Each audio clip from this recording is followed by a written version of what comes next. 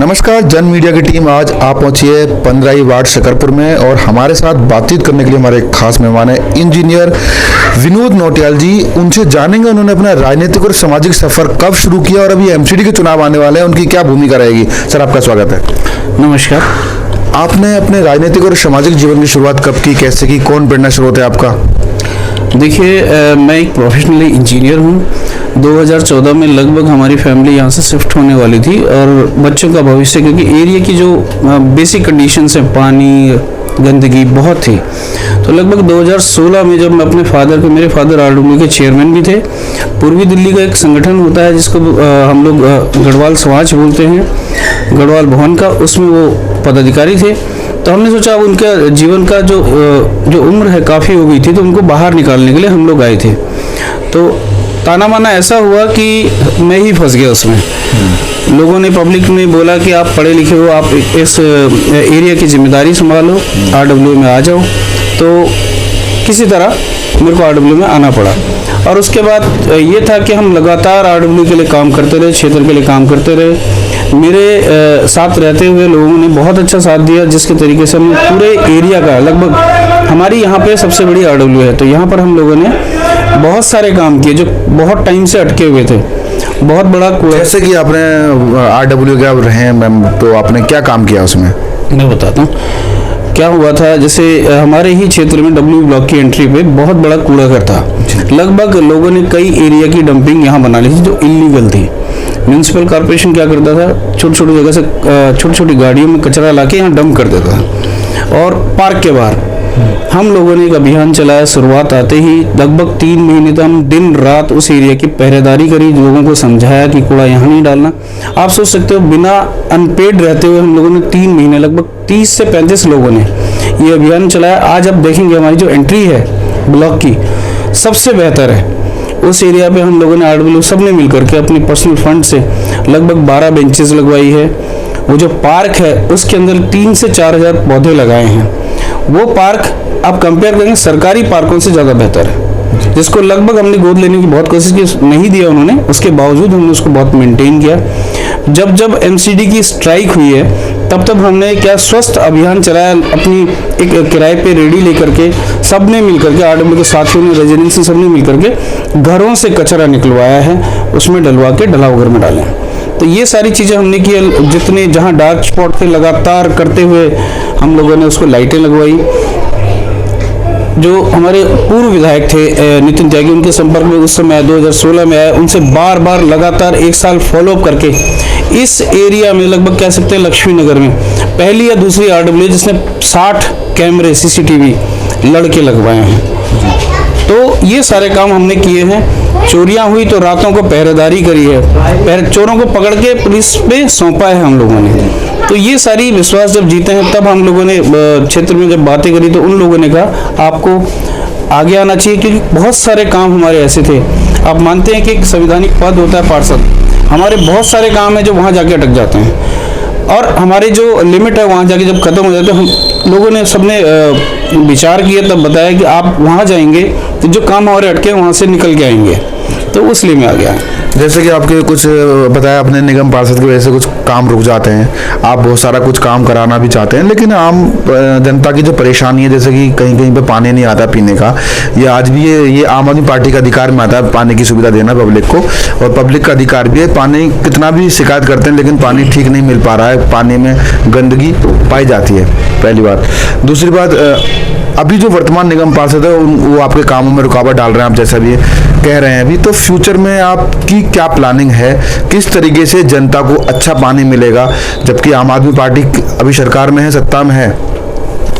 Sir, 2 बातें अलग अलग है। एक होता है सप्लाई पानी लाइन की, आप बिल्कुल ठीक कह रहे हैं कि जो सरकार जो है दिल्ली की है, और दिल्ली जल बोर्ड जो है दिल्ली सरकार के अंदर में आता है। लेकिन आप भी मानेंगे, सपोज आपके घर में कोई प्रॉब्लम है, अगर उस प्रॉब्लम को सही तरीके से आप आगे नहीं लेके जाएंगे तो वो सॉल्व नहीं होगी।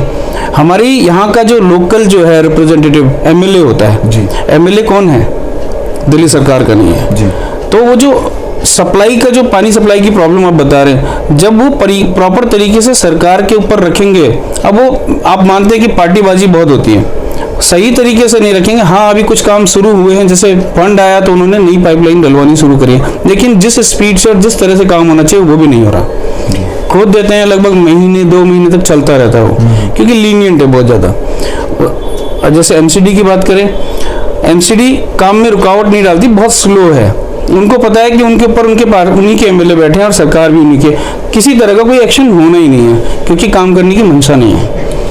तो इंजीनियर साहब, जनता को एक सवाल ये भी रहता है कि जब जब इलेक्शन आते हैं दिल्ली सरकार सड़कें खुदवा देती है, बहुत सारी परेशानियां होती है, इस पर क्या कहना चाहेंगे? सर मैं वही तो बता रहा हूँ, अभी इलेक्शन एमसीडी के हैं और हमारा पार्षद और एमएलए दोनों दूसरे हैं, भाजपा के हैं, तो सड़क तो खुद ही पड़ी है। तो आपकी क्या तैयारी है? यहाँ की जो जनता है, जिस तरीके से चुनाव प्रचार बहुत जोरों से चल रहा था, पूरी दिल्ली में लग रहा था कि आम आदमी पार्टी की बाढ़ सी आ गई है, हर गली मोहल्ले में एक उम्मीदवार खड़ा था। चुनाव पीछे हटने से क्या फर्क पड़ेगा? चुनाव पीछे हटने से कोई फर्क नहीं पड़ेगा, जोश ठंडा नहीं होगा। हाँ, इसमें बहुत जो देखने वाली बात है कि जहाँ से भी, जिस तरह से भी चुनाव की रणनीतियाँ बनती हैं, लोकल जो आदमी रिप्रेजेंटेटिव है, जहाँ का वो कार्यकर्ता है, उसको तवज्जो देनी चाहिए और देनी भी पड़ेगी, क्योंकि जो एमसीडी का जो चुनाव है बहुत ही बेसिक होता है और लोकल होता है। बिल्कुल ही पार्टी का होता है, पार्टी का एक वोट होता है, लेकिन साथ में लोगों का सपोर्ट भी होता है। जो लोकल नेता होते हैं वो चाहते हैं कि उनके यहाँ जो लगातार काम करते रहे लोग हैं वो आगे आएँ, ना कि कहीं से दूसरी जगह से। कभी कभी पार्टी ऐसे करती है और लोगों को मानना भी पड़ता है, उसके बावजूद वो सीटें निकालनी है और अच्छे मार्जिन से निकालनी है, तो बेहतर है लोकल एरिया, लोकल हो। 15 वार्ड में ना उम्मीदवारों की लाइन सी लगी पड़ी है, तो आप अपने आप को कहाँ खड़ा महसूस कर रहे हैं? कहाँ खड़े हैं आप? सही कहा आपने, हमारे यहाँ से लगभग हर नेता, हर अच्छी पावर वाला और हर अच्छी पोजीशन वाला सब टिकट मांग रहे हैं। मैंने कई सालों, लगभग 6 साल हो गए मेरे को, पूरे एरिया को इस लेवल पे लेके आया हूँ। आप कहीं भी चले जाएं, मेरे इस डब्ल्यू ब्लॉक में भी घूमेंगे तो लोगों से बेहतर और जगह से बेहतर ही पाएंगे। इवन मास्टर ब्लॉक चल जाओ, सुंदर ब्लॉक चल जाओ, स्कूल ब्लॉक चले जाओ, एरिया और उनकी गंदगी कंपैरिजन करेंगे तो यहाँ बेहतर है उनसे, क्योंकि हम लोगों ने ज़मीन पे उतर के वो काम किए, लोगों का सपोर्ट भी है। यहाँ तक कि मैं बताऊँ, सुंदर ब्लॉक और आगे के ब्लॉक के जो ये भी बोलते थे कि सर आप हमारी भी एरिया अपने आरडब्ल्यू के अंदर ले लो, तो कुछ तो होगा लोगों में, कुछ तो सोचते होंगे उसके बारे में। हाँ, बाकी रहा दिग्गज लोगों से, जो बड़े बड़े नाम लिए मैंने, जो पोस्ट हैं, उनसे मुकाबला है, बिल्कुल होना चाहिए सर। सबको मौका मिलना चाहिए, बेहतर को उम्मीदवार बन के आगे भी आना चाहिए। पार्टी को ढंग से एनालाइज करना चाहिए कि कौन काबिल है और कौन नहीं है, और कौन आगे काम करने की क्षमता रखता है। 15 वार्ड की जनता जानना चाहेगी आपको, वो जनता क्यों चुने, क्या विशेषता है? सर मेरे जो बड़े जो काम है एमसीडी को लेकर के, बड़े फोकस्ड हैं। मैंने अपने जो पम्पलेट है जो डिस्ट्रीब्यूट भी किए हैं, उससे बड़ा फोकस है।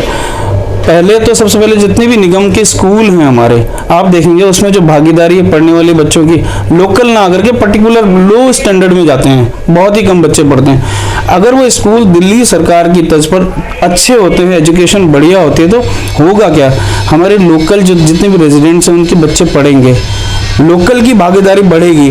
जब उनकी भागीदारी बढ़ती है, उनके बच्चों की स्कूल बेहतर होता है, स्कूल बेहतर होता है, एजुकेशन बेहतर, सोच बेहतर होती है, एरिया अपने आप सुधर जाता है। दूसरा, जो पार्कों में जो आप देखेंगे जो भी लाइटें लगी हुई हाई मास्ट की, उनकी प्रॉपर जी जो लाइट है नीचे नहीं आती, कई जगह डार्क स्पॉट है, तो लोगों को असुविधा होती है।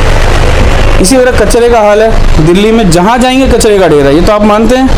15 साल हो गए लेकिन कचरे का ढेर साफ नहीं हुआ। प्राइवेटाइजेशन भी कर दिया उन्होंने पैसे के चक्कर में, उसके बावजूद कचरे का बहुत बुरा हाल है। दूसरा मुद्दा बहुत अच्छा है कि हम हर जगह सफाई बहुत अच्छी होनी चाहिए। दिल्ली साफ करने के लिए हमें आगे आना पड़ेगा। मेरे तो बड़े विजन बहुत क्लियर हैं, मैं ये सब करता रहा हूँ पहले भी 6 साल से, और यही चीज़ें लेके आगे जाना है। देखिए, आप जैसे साफ सफाई का मुद्दा विशेष रहेंगे, एजुकेशन पर भी ध्यान देंगे, शायद तो स्वास्थ्य पर भी थोड़ा ध्यान देंगे। डिस्पेंसरी वगैरह आपके वार्ड में शायद नहीं है, लोगों को बहुत दूर जाना पड़ता है, इस पर भी शायद प्रयास करेंगे आप?